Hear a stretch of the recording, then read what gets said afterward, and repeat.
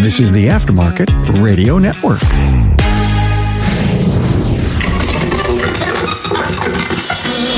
Hey, Carm Capriotto here, the Automotive Aftermarket Podcast guy, bringing you a thought-provoking episode to get your think on and possibly change the way you approach your customers' cars' pain points. Hey, how do you maintain your health? Do you eat properly, exercise, and see professionals with routine appointments, such as doctors, dentists, ophthalmologists, and the list goes on? We also see those specialists when we don't feel well. Now, think about your customer's vehicle. They rely on it for transportation, and it carries precious cargo such as kids, spouses, and pets. Now, shouldn't maintaining their vehicle be the same as maintaining your health?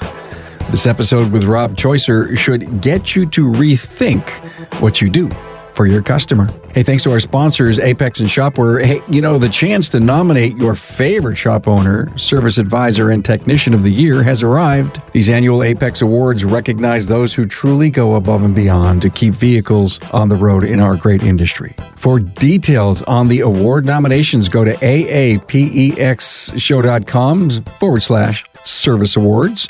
Nominations are due Wednesday, September 1st, 2021. Hey, here's a little tip for you. Sell with clicks, not calls. Showcase your technical expertise and get to yes faster.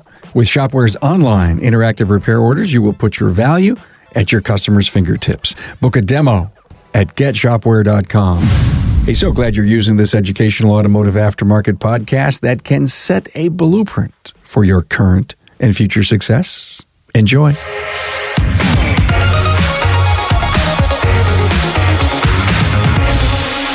Hey, a warm welcome and an honor to speak to Robert Choicer. Hi, Robert. Hey, Carm. How are you today? Choicer Automotive Services in Davidsonville, Maryland. That's correct. It's right outside of Annapolis, so about 6 miles south of Annapolis, which is the capital of Maryland. Okay, small town, Rural community. Do you own the market, Rob?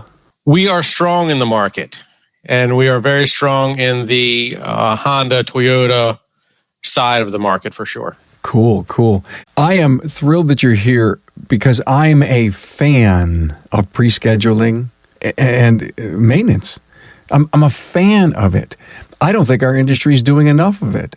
I think as the cars get built better and they're getting smarter, the breakdowns, they'll be there if we're not paying attention to certain things.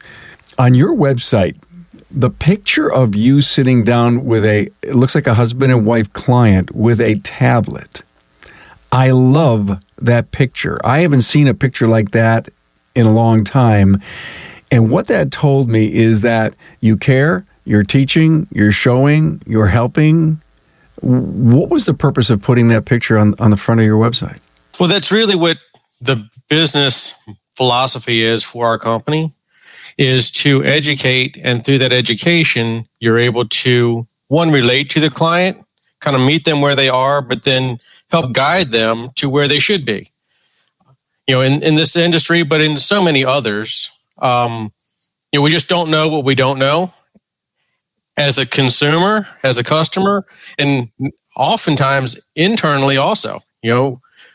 When you look at all the complexity of a modern automobile, we can't possibly know all the nuances of every model, every trim level, every manufacturer that's being produced by every model year.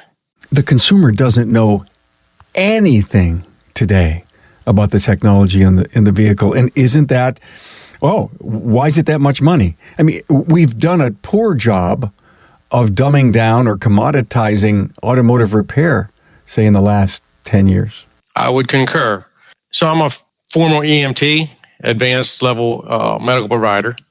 And through that, I learned how to speak with patients and how to do assessments on patients and then relate that information to the hospital staff or wherever we're going to transition the patient to. First of all, thank you for doing that. You were probably a first responder, I'm sure. Yes. Thank you for your service. That's a wonderful thing. I think it's a great connection. Stop and listen. Rob just said, I learned how to talk to patients. How many times do we constantly relate our industry to the healthcare field? You're just kind of just laying up a beautiful premise for why maintenance is so important. And I don't think people understand that. No, the conversations that I've had since I developed this approach, it doesn't matter whether you're speaking to a child or you're speaking to an 85-year-old senior driver that doesn't want to lose the freedom that the car provides. When you relate to them where they are, talk to them about something that they relate to, which is going to the doctors, it immediately takes some of the fear and provides a comfort that, one, you are compassionate, two, you have some type of bedside manner, and that you're truly here to help them. And you're going to guide them to success. And with those, principles, when you take those fears away, the conversation goes a lot smoother. I can't help but think I trust my doctor. I do. And when I ask him a question, he doesn't, don't worry about it, I'll handle it. He just gets into the detail. He makes me feel confident in whatever solution or whatever test we're going to do. And that's that trust factor. And again, the alignment between what we do in the healthcare business is because that car is so complicated, the body is so complicated, solutions and everything that we need to do to fix. I guess if the car could talk and it could say, hey, it hurts over here, people would maybe understand better. But we have to go and find where that hurt is. Well, that's the most interesting thing. And, if you get back to maintenance, which we'll talk about, maintenance is eating well, exercising, and not living a sedentary lifestyle. Taking care of your complex electromechanical piece of equipment is also eating well, exercise, and trying to live a long life. So the parallels are immense. I've spoken with physicians, I've spoken with kinesiologists, I've spoken with chiropractors, I've spoken with lots of different people who are clients or practitioners that we've come across throughout, my lifetime and our team's lifetime. And when you start speaking with them about their automobile, the parallels, it blows everybody's mind, honestly. It really does. I'm loving where this thing is going so early in this episode. If any shop owner has, as you said, a chiropractor, a doctor, anyone in the professional healthcare field, say, hey, I got to pick your brain for a minute or two. You may learn from that doctor a better way or a smarter way, or finally accept the fact that you've got to start selling maintenance. Every conversation that you get into with a professional, as soon as they find out that you're in the automotive world, and it doesn't matter what profession they're in, from teaching to firefighting, police, attorneys, physicians, marketers, everybody drives an automobile. So as soon as they find out that you are in the automotive field and they gain any level of respect for you, then they start picking your brain. It's fascinating to me how every conversation, if you really start paying attention to it, every conversation will come down to automobile or transportation. And they start picking your brain.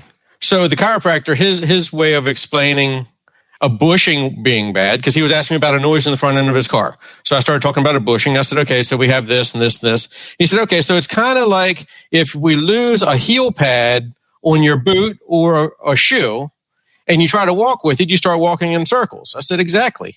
If you have a bushing that's starting to tear, well, the geometry changes, but not when it's static. It changes when you're moving or when you go into a turn. So then that geometry changes the angle of every other component of the car. And he said, that's perfect. We need to do a video about this to cross-promote your auto company and my chiropractic company. We haven't done that, but it was pretty interesting. But that's it's really every facet. If you think about maintenance, so all the oil deposits and fuel deposits that are happening on a modern automobile, so much of that leads to major repairs. But if you identify it as a maintenance item, which the manufacturer of the automobile won't do because it goes into their cost of ownership ratings and it goes into marketing and market share deterioration and things like that. But if they truly built it into their maintenance model that we need to deal with the deposits that are inherent to this engineering of the engine, then all of a sudden you don't have a repair. And for the consumer, what that does is it takes their second largest purchase and it extends the lifespan. Just like eating well or exercising extends your life, typically, so does taking care of your automobile or any piece of equipment. We've been conditioned that cars don't need maintenance. Isn't that a crime? It is. It's a huge crime. It's a travesty. Refrigerator ever go bad? Dishwasher ever go bad? Washer and dryer ever go bad? Go down the list. Belt on the lawnmower. Go down the list. All of these things in our life are repairable maintenance items that wear. We have so dumbed down the ownership, to your point, the ownership of the vehicle, that this is going to go on forever. Well, it doesn't have to, but it does have to be met head on from a different approach. You have to educate, and more than just educating, you have to understand. I'm a Simon Sinek fan. He's an optimist, the largest optimist I've come across in my research. If you play the game as an infinite game instead of a finite game, most people look at their automobile. It's a finite purchase. It's good for 5 years before it starts breaking. It's out of warranty, and I'm just going to get another payment. If you look at it and change that up to where you say, okay, well, how many lifespans can I get this car to last? Can I get 2 lifespans out of it? Can I get 3 lifespans out of it? Shoot, on a hybrid, the batteries are designed to last 10 years. If you put another good battery in it at 10 years, why can't that car last you 20? Well, there's a reason. I want that new car smell every 5. But why? Well, I don't think people can give us a really good reason for that, to tell you the truth. So go buy an air freshener. That's what I always say. Correct. And so we're fortunate that our shop is in a very affluent area. A lot of people that work for the government support the government. It is a very affluent residential area. Through our practices and taking the time to sit down on the sofa and educate this husband and wife about their cars, then take it a step further and educate them about the money that surrounds their automobile, the freedom that surrounds their automobile, the pains that surround their automobile, and then lay out a platform to get confidence in their current automobile, their jaw hits the floor and they start asking more questions. I love the word surrounds. That's a picture in my mind. And in order to wrap myself around, I heard you say car pain. Explain that to me. We actually have that trademarked. Car pain is everything that is painful that surrounds an automobile. If you don't have an automobile, it's painful. You lose your freedom. If you have an automobile that's brand new, it's painful because not many people like going to the dealership and dealing with that whole experience of purchasing a car. They don't know what they don't know. They feel uneasy. There's a lot of pomp and circumstance. So they're uncomfortable with there. And that's coming from our clients that I don't want to go to the car dealership. I don't want to replace my car. So we give them a path that they don't have to. We have customers, the Washington Beltway, the Baltimore Beltway are horrible roads. The traffic and everything else, they don't have shoulders. It's just, they're always under construction. Customers pleading with us, whatever you do, just please don't ever let me break down on the Beltway. That is one of my biggest fears. Or the Chesapeake Bay Bridge. Please don't ever let me break down on the Chesapeake Bay Bridge. They're fear-laden obstacles and car pains. So make sure I have no car pain. That's what they're saying. Make sure I don't have any car pain. Keep me in this. There's predictable car pain if you pay attention. Most every modern automobile, if you pick anybody in the industry that truly focuses on it, can tell you which one has issues with which component. Every manufacturer has their weak point. It's a repeated weak point because for whatever reason, they don't change it often. Model year to model year to model year, even complete model rebuilds, that manufacturer will still have the same weak point. It's fascinating to me. I don't know why that's the case, but it is. When you address those weak points because you understand that manufacturer's weak point and you do it proactively, the customer never loses confidence in it. They never look to replace it prematurely. They're willing to invest in it because they're gaining a return on that investment. But if you don't approach it that way, if you just throw Band-Aids at it, if you truly don't understand the inner workings of it and how it's supposed to operate, then you can't talk and speak to confidence with that customer. You can't get them there because you don't have it yourself. Instead of saying make it safe, make it reliable, you're selling the fact that we will alleviate car pain. That's correct. I love it because you're painting emotions. Why do you go to the doctor, Carm? I need answers. I'm probably not feeling well. Yeah. Why do you ever call a tow truck? Because you have pain. Your car broke. You blew out a tire. You lost the transmission. You had steam coming out of your hood. It's painful. You're sitting in traffic and your AC doesn't work on your way to vacation. You think the 5-year-old child sitting in the back seat doesn't remember that? That isn't a painful experience for them? It's almost traumatic. I've actually studied trauma and the effects on the brain because of cars. When you lose your car, your 17 or 27-year-old daughter is driving to or home from college at night and they break down, or heaven forbid they fall asleep and they have a horrible accident. That whole experience is traumatic, and it's trauma that is surrounding an automobile. It affects us all, but unless you really think about it, you don't know. You don't relate the two.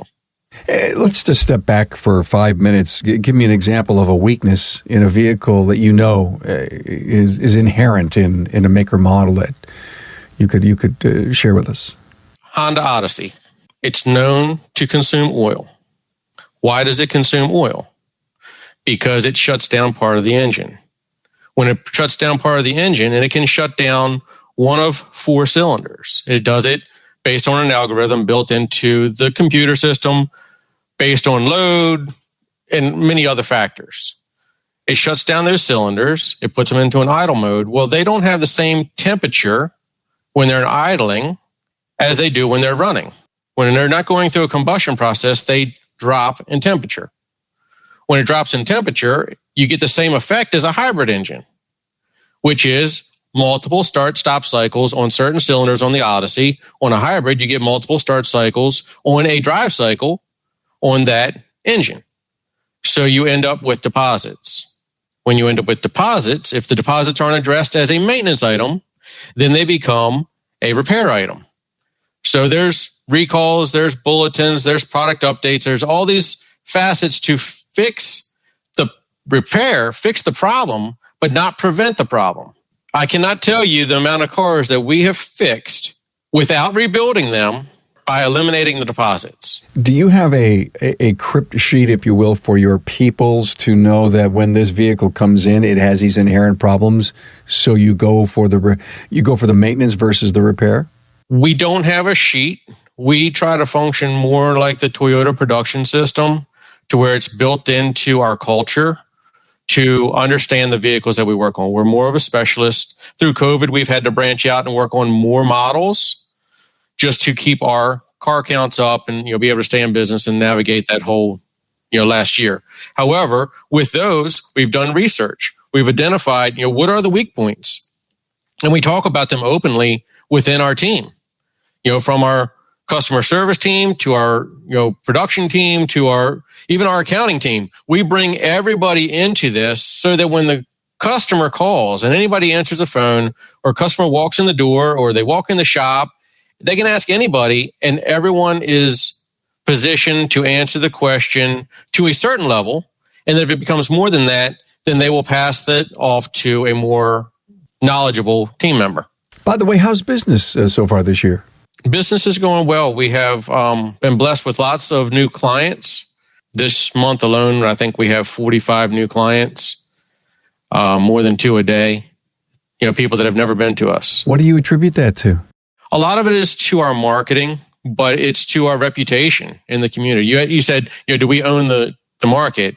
We don't own the market. There's some other, very significant players. AJ Neely is in my market. I have high respect for AJ. He runs a fabulous shop. We're about 3 miles apart. The fact that we both do top tier business, both would take the time to educate the customer, very transparent, we're both able to thrive. I don't know what his car count increased and all this kind of stuff is, but I'm sure that he's doing well also. In this blog that you wrote, that you sent me, it was a great article. Not only did you cover car pain, you also covered enduring confidence and road of life, which are both registered, trademarked. Help me understand both of those in the conversation with the customer. When a customer comes to you, and this comes from Aaron Stokes, he's divorcing someone else or she's divorcing some other shop. They're unhappy and they're coming to you to go on a first date. That's when you get a new client. So when you take that new client and what is your car pain? What is your issue? Why are you looking to have your car serviced by us? So you meet them where they are, discuss their pain, and then you go about a systematic approach to this is how we do business within this industry. It may be different, but this is what we do and why we do it. Oh, wow, that's interesting. And then, the why do you do this? Because we want to eliminate your car pain. We want to provide you enduring confidence. There's no reason to get rid of this vehicle unless it's rusted out, it's been in a flood, or it has major structural damage that wasn't repaired properly. If those three factors aren't there and it's less than 15 years old, it is always beneficial to keep you in this vehicle. And they say, wow, I haven't thought about it that way. 15 years? 300,000 miles? Yes, ma'am. And I said, and we have customers that are approaching 500,000 miles. They have all original drivetrain. It is just done through maintenance. Wow, that's fascinating. And then it opens up a door to have a different conversation. So then, well, what does this mean for me? Because customers are looking for what's in it for me in the long run. Well, all of these practices are going to keep you on the road of life and provide a return on investment in your automobile. Okay, let's go. And then they're open to it. You show them the pictures. You give them a pathway or a plan to guide them, and then the rest of it becomes honestly fairly easy. Hey, Carm here, and coming up, Rob makes an interesting comparison with stubbing your toe and hitting a pothole with your vehicle. Hey, Carm here, and I'm excited to announce the chance to nominate your favorite shop owner, service advisor, and technician of the year. These annual Apex Awards recognize the superstars among us in the industry, and those are the ones who drive the industry forward, serving as role models and truly go above and beyond to help keep the world's 1.4 billion vehicles on the road. To nominate a shop owner, service advisor, or technician, go to aapexshow.com/service awards for more details. I'll put this link in the episode's show notes. Apex has lined up an independent panel of shop owners and industry leaders to review the nominations and select the award recipients. The best of the best will be announced November 2nd during the opening keynote session at the Sands Expo in Las Vegas during Apex. Don't wait. Do it now. Nominations are due Wednesday, September 1st, 2021. Hey, look, I know that you know of a deserving person. Are you stuck in small ticket rut? Well, that's exactly what happened to Dominic Linden and the team at Autobahn Service in Sheffield, Massachusetts. With the busy day-to-day bustle of shop operations, they didn't have time to chase customers for approval. They were caught in a cycle of low AROs, and they were losing those higher ticket jobs to competitors. Autobahn Service was introduced to Shopware, and just a few months after going live, the shop was so busy with new jobs that they actually needed to lower their car count. They are now able to be selective with the services they take on, and profits have never been better. Additionally, by tapping into Shopware's digital estimating capabilities, Autobahn Service has noticed an 89% average approval rate from customers. Their average RO before Shopware was $450, and now it's up to $700. Now that's a 55% increase. Do the math. Reach your customers faster and get approved dollars up. GetShopware.com. When you show a client how much they could save on interest and the cash that they spend on a depreciating asset, is it on the tablet? Do you hand scratch it? How do you get a person to move into this long-term maintenance commitment? Just through conversation, honestly. And through the conversation, which was that was our barrier to scale. That was our barrier. I had to replace me. And I had to replace me in the shop, but then I also had to replace me in customer service. When I started the business, it was just me. And I had these conversations, and when I went into business, I bought a laptop and a digital camera. And those are the two purchases because I had all the other equipment. And I would send people pictures. We'd talk on the phone, discuss, what they were looking at. I'd draw on the pictures, so on and so forth, way before digital inspections. And so it just became inherent in my presentation, but then I had to repeat that. So first, your team has to be trained equally. They have to have buy-in equally. And when they do that, they're able to have that same conversation about, I tell them to relate it back to medicine, relate it back to your experiences with automobiles. How long have you been driving? We have, one of our customer service members is, middle-aged. The other one is in his early 30s. So you have different, age brackets, and they can talk about the different pains that they've had with car repair, the different, solutions that we've been able to provide for other clients, and how they've then driven that car for another 5 years and then sent their child off to college in it. They didn't have to buy that first car for them. It's all of it is to a benefit in return on investment versus a gain of fear and loss of freedom or confidence. How many customers are pre-scheduling? We have an 80% customer retention, and all of those customers follow this type of program. It's based on old maintenance practices of Honda, honestly. Honda used to do a great big service every 15,000 miles. And then they kept getting chastised for their maintenance costs being higher than everybody else in the industry. And what did they do? They would, we need a little bit better oil. We need a little bit better this, a little bit better that. And they would get longevity without doing all of the maintenance. But if you maintain a Honda the way that, or any automobile, not just Honda, if you maintain any automobile the way that Honda used to maintain an automobile, every automobile made today will last 300,000 miles. With a dental appointment, you don't leave a dentist if you had a cleaning, any special hygiene work without setting the 4-month, the 6-month, the 9-month, whatever the recall period is. You always leave, even if you don't know what you're doing on that day in the future, they're willing to work with you. So 80% of your customers schedule ahead?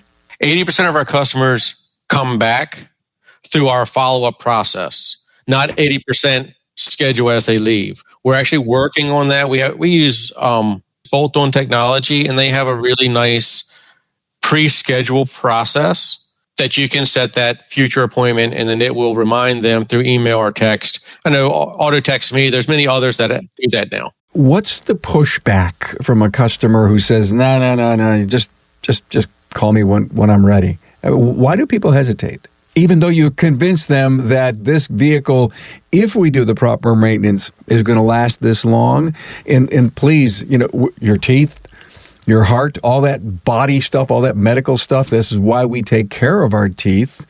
You've sat down, you've done the work, you've explained how much money they could save over the long term, and still, I'll let you know. I'll look at the sticker. They are not sure where their life will be. But they'll take the dental appointment. Their dental appointment is just them. This is outside of them. It's inconvenient. They have to drive their vehicle there, get it done, drive it back. But, oh my God, I got to drop that vehicle off. What do I do now? When I drop my vehicle off, I lose my freedom. So how do you bridge that? There's people that do loaner cars. There's people that do, they have a quick oil change process. I think if you do a quick oil change process with the right staffing, you can not compromise your process or the integrity of the program. If you just have someone do an oil change that isn't educated, trained, or doesn't have the same experience, then they can't catch the things in maintenance before they become repairs. And I'm not here to drop a company name, but I've got so many friends that believe in the BG program, and a lot of that comes with in the maintenance cycle, and that takes time. It's not quick. It could be quick. Sometimes it is quick, but sometimes it isn't. So we use BG. A lot of these cars that I talk about treating as maintenance or repairing as maintenance instead of, doing a major mechanical repair, we use their products. I know there are other products on the market that work, extremely well, but BG has a really nice, program that they offer to the clients. We talk to our clients about that. We've yet to need to use it. If you use their products, I don't think that you need to use their repair assistance. Not that you won't on any, but as a general rule, if you use them routinely, you don't need that, which is why they're able to do it. It's just an insurance policy. If you follow our program, you don't need it, which is why they're willing to put it out there. What's more concerning, Carm, about maintenance is as we get more into autonomous, we get further away from someone looking at our automobile, our maintenance cycles get further and further extended. You end up with deposits, with things that are out of alignment, that computers are making driving decisions on that they don't have the same foundation to make them from. So if you have an autonomous car, even a lane keeping car, an adaptive cruise control car that doesn't have their steering angle sensor reset. This is very simple, and it's on many, many of the automobiles that are on the road today. Then those systems do not function properly. If you take it back to medical and medicine, a modern automobile is more of an organism than a piece of equipment. It is integrated. It is communicating within itself. It has full control over multiple systems. Your throttle is drive-by-wire, which is tied to your shift points, which is tied to your anti-lock brakes, which is tied to your, in most cars, airbag deployment that have two-stage airbags.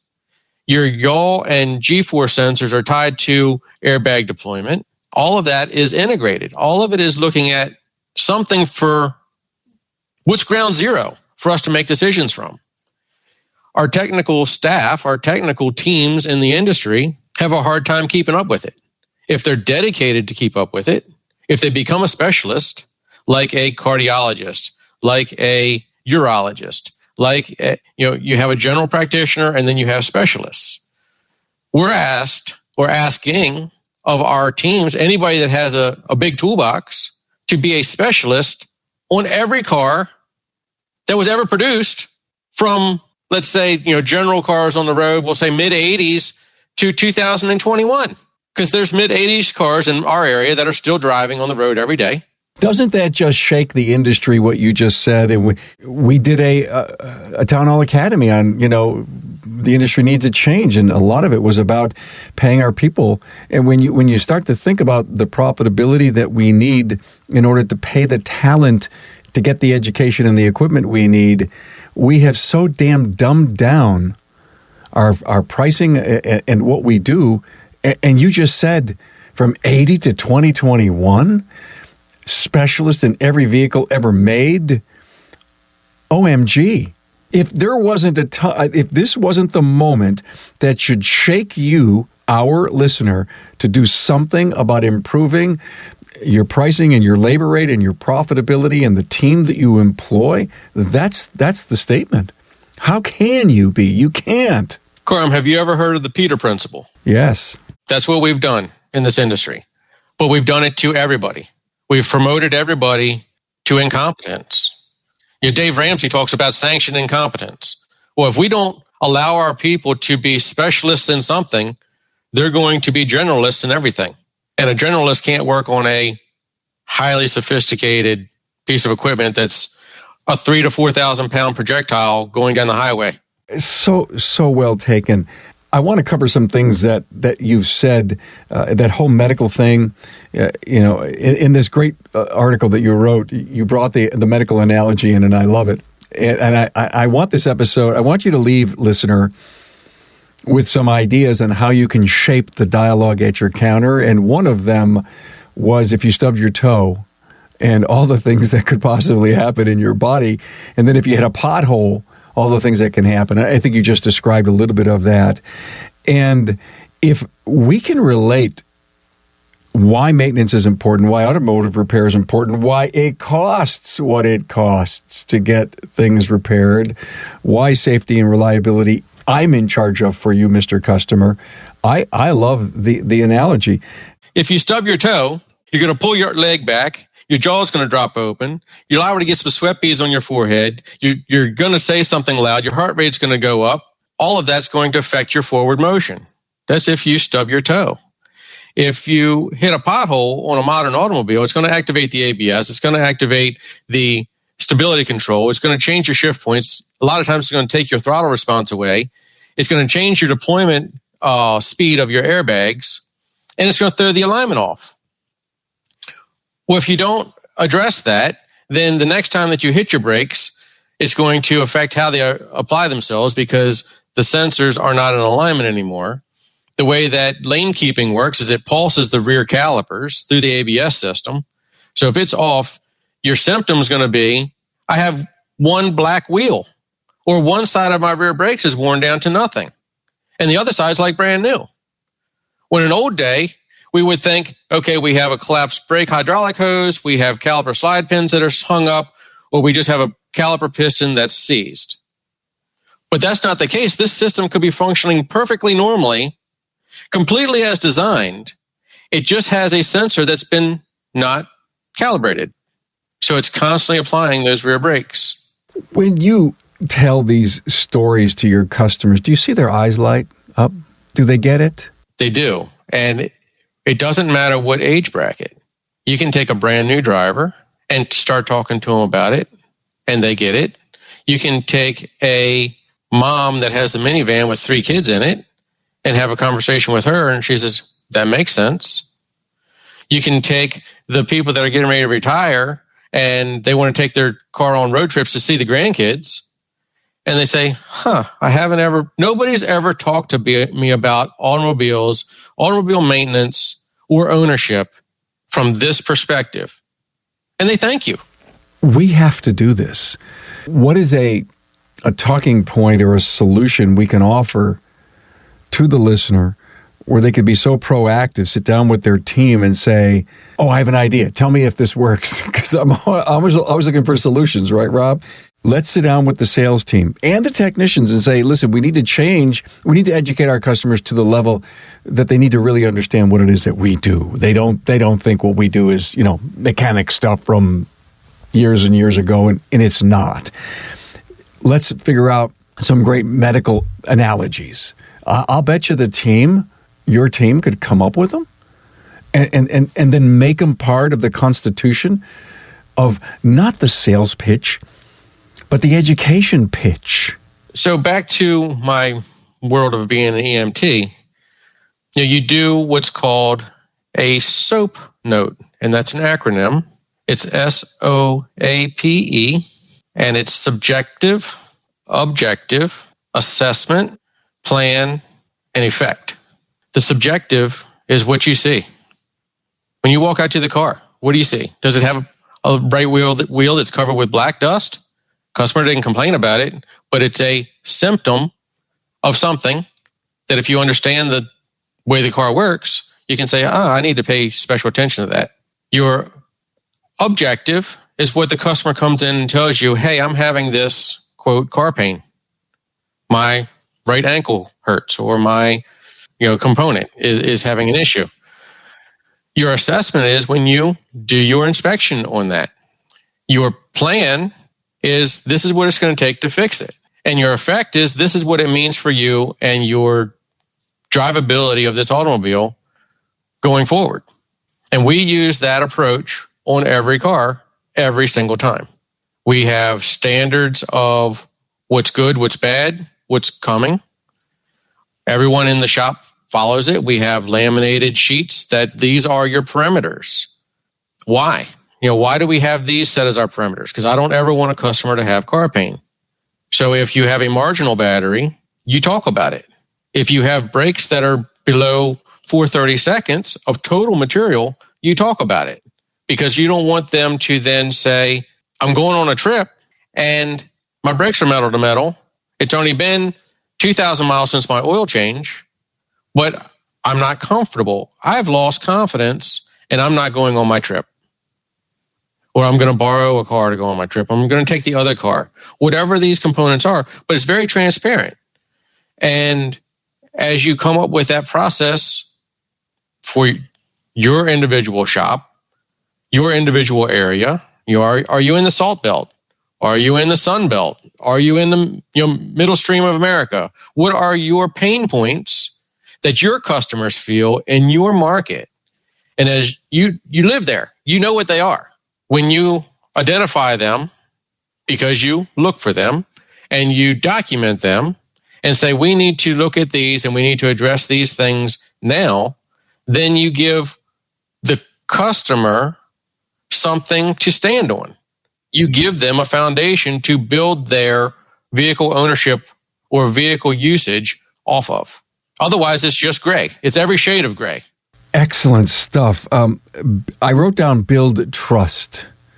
As you were speaking to the customer, solving their problems, finding that trust level, and then that one of your trademarked words, registered marks, is enduring confidence. And all I could think about is that everything we do in the relationship with our customer is to build enduring confidence, not only in us, but in the ride, so they have no pain points. I mean, it would be drop the keys and let Rob fix it. That's how it works. And Carm, it's so fascinating to me, and I feel so privileged and blessed to put the team together that I have. We're a small shop. We're doing great things, but we're a small shop. My goal is to replicate this, and really, I'd love to flip the whole industry on its head. But when you can have customers that have never met me come to you from the reviews that your clients have put on the interweb by their own desire to tell people about us, and brand new customers come in and drop their keys and say, I trust you. You cannot compromise that trust. It's taken, this is my 15th year in business. It'll take 5 minutes to compromise that trust by deviating from the integrity that our process provides. I was going to ask you as a final question, you said, we're doing a lot of marketing, and I was going to ask you what works best in your marketing. And I think I figured it out. Referrals. Your customers are your best marketing source. They are, but we're all creatures of habit. How many times have you tried to get an appointment at your doctor and you can't get in for 3 weeks, and it's kind of a hassle when you get there and you kind of feel like a number, and the process doesn't go well. It's cumbersome. You have to go here, they go there, but you still go back to the doctor next time you don't feel well. That's the same thing in the automotive world. We are all creatures of habit. We're going to keep going back, even if it's not great. I think where our new clients are coming from is people have been not going for so long due to COVID. It is the perfect opportunity for them to have a divorce from where they've been and look for a first date somewhere else. And if you are a shop that's doing quality work, taking care of your customers, taking care of your team by giving them some standards, they don't have to figure it out.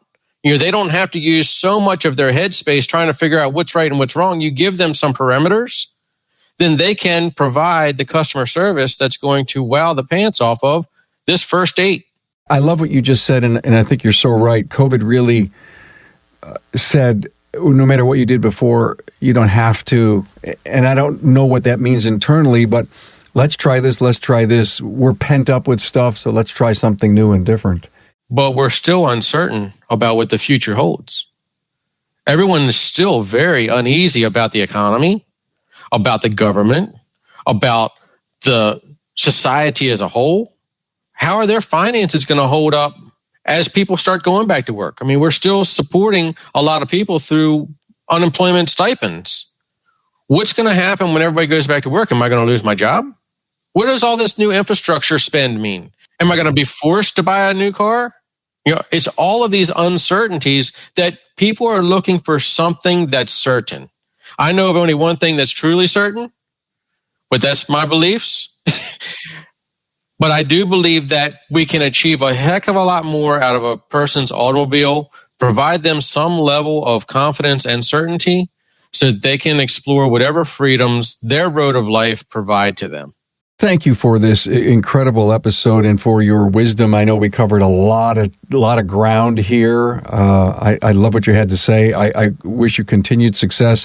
Rob Choicer from Choicer's Automotive Service in Davidsonville, Maryland. Hey, would you come back and we could do this again? I'd love to. I really appreciate the opportunity, Carm. Thanks for being on board to listen and learn from the premier automotive aftermarket podcast. Until next time.